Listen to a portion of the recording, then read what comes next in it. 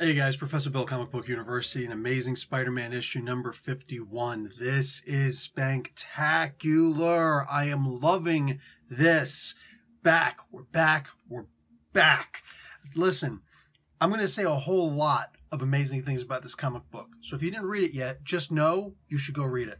After that, let's talk about who made this comic book. We'll talk a little bit about the book itself and the legacy and lore of J. Michael Straczynski. All right, so Nick Spencer, this is Last Remains Part 2. Nick Spencer is the writer and Patrick Gleason on art. Edgar Delgado doing the colors and VC's Joe Caramagna on letters. Gleason and Delgado do the cover and In-Hyuk Lee does a variant cover. Anthony Gambino on designs, baby. Stan Lee and Steve Ditko creating Spider-Man, baby. So the way that we actually get introduced to this big black page telling us all this stuff was actually really freaking cool. Peter Parker just making a freaking mess. Hello. He's not giving all the information necessary to Doctor Strange, as Kindred would put it, his doctor. It's like, duh, stupid. Hello. This reminds me of Dr. House, the Dr. House MD, that TV series. Everybody lies. Yeah, it's true, especially if your name is Peter Parker.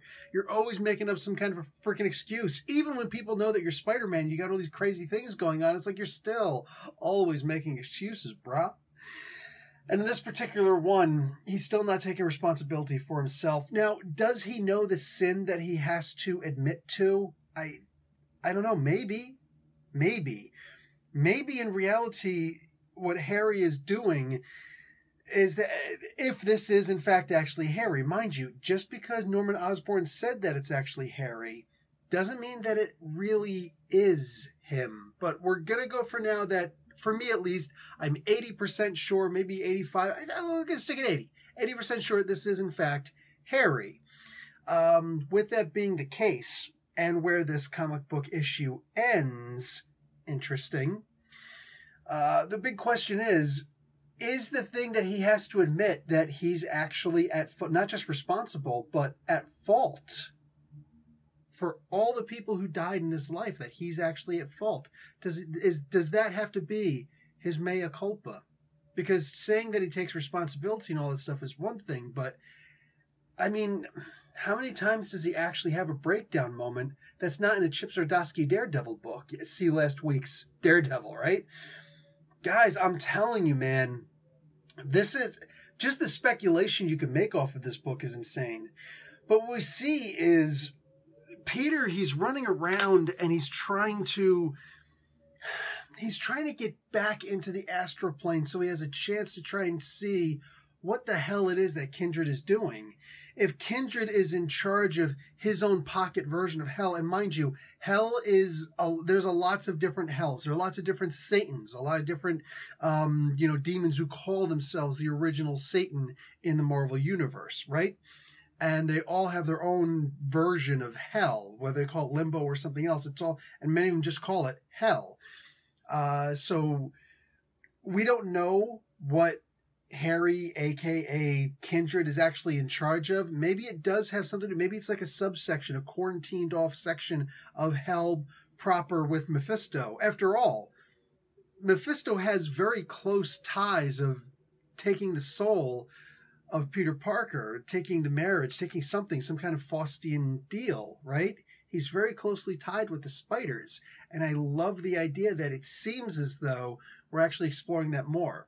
There's a moment here where a spell doesn't work, a spell that's worked before with the hand of the Vishanti.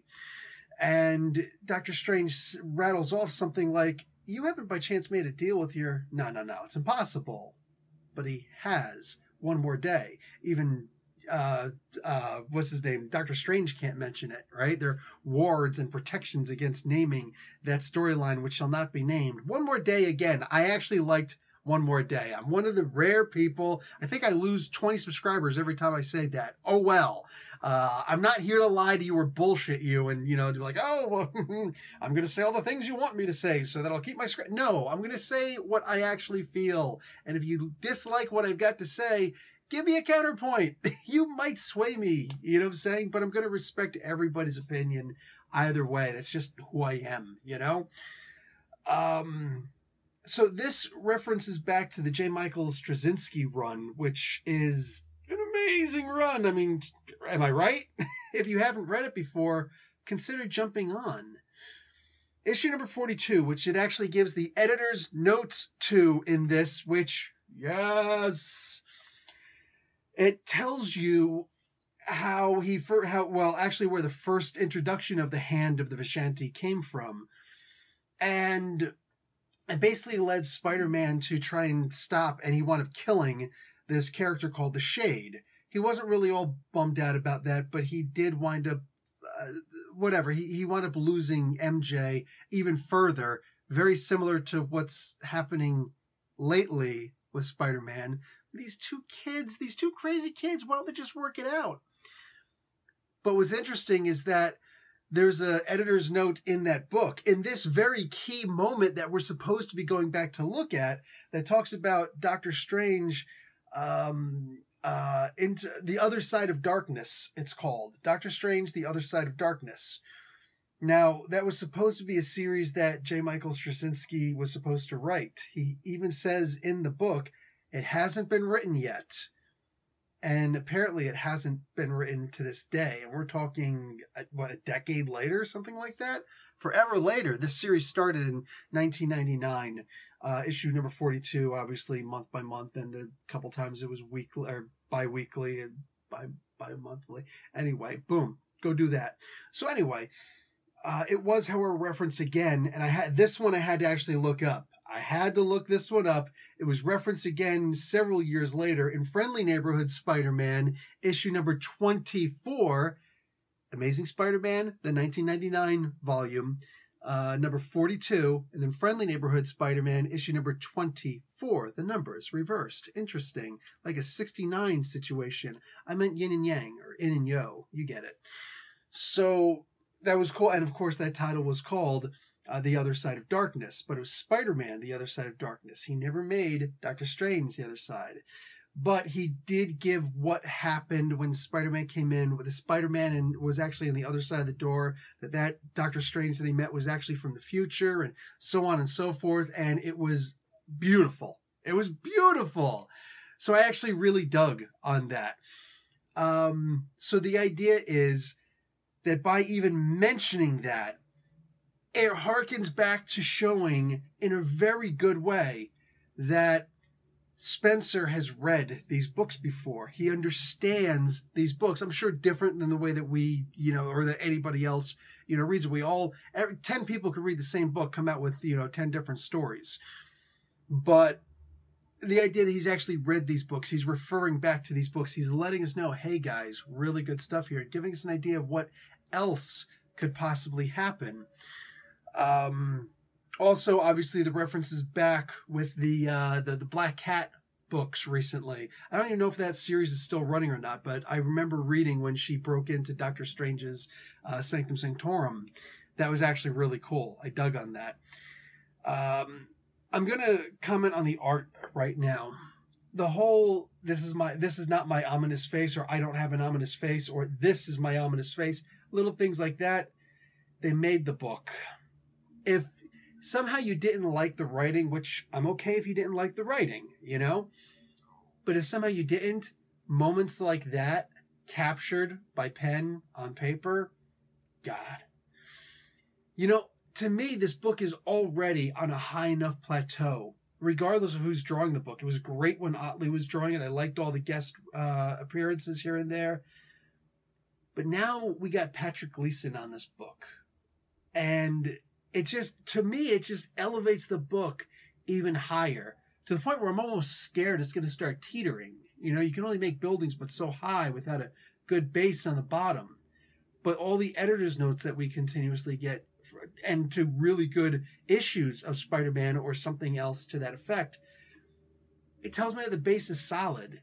I mean, anybody who's an architectural engineer will look at this book and just say, it's good. It could keep going. And I think that it will. It's one of the things I love about this story, man. Look, is this on the same level as Immortal Hulk, which was my pick of the week? No, it's not. It's so different. Because only recently has Spencer actually been focusing on Spider-Man. For issue after issue after issue, he's barely even focused on Spider-Man, only the people in Spider-Man's life. But he's been building a story around it.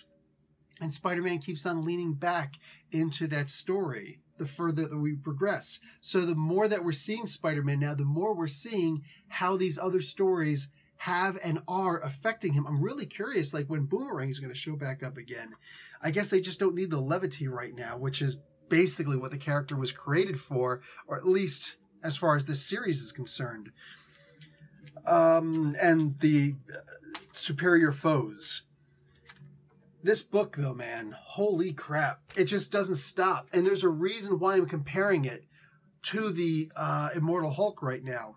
Because this is a good case study of who Spider-Man is. You can't logically approach Spider-Man and a sin that he, may or may not be responsible for, and may or may not actually confess to. We might wind up getting a big double turn. Mind you, Spencer is good at that. Right? Much like in Batman the Three Jokers, right? Referencing another book over here. The idea that, the most important thing is the Joker's true identity, and then finding out, actually, that's not the most important thing, is it? It's a great double turn. It's a great twist, and it's like, wow, that really sucks. But I love the way that it's done when it's done like this. This is a fantastic book. We got 51 issues of this.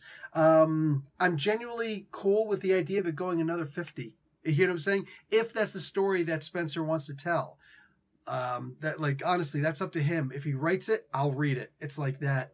What I will say, though, is... I was just here. Oh, what I will ask, though, is the LR... The Last Remains. So this is issue number 51. So if anybody's getting issue 51 LR, Last Remains, and issue 52, Last Remains, please tell me how those are. I'm genuinely not buying them, not reading them. But if enough people tell me that they're actually really good and they are important, not compatible, no, important to what I'm reading here, okay, fine. I'll get them. I'll read them. I might even review them if I find them interesting. I just don't want to do the whole Captain America Steve Rogers, Captain America Falcon, two different books that really don't necessarily deal with each other. It's not necessary to get both of them, right? So likewise, even though it's only for 5 issues or so. Guys, give me a heads up. I do want to know if I should be reading them or not. I'll talk to you guys later. Professor Bill, Comic Book University. Like the video, watch an ad, and click on another Comic Book University at the video at the end of this to show YouTube. Fix your algorithm, baby. Class dismissed.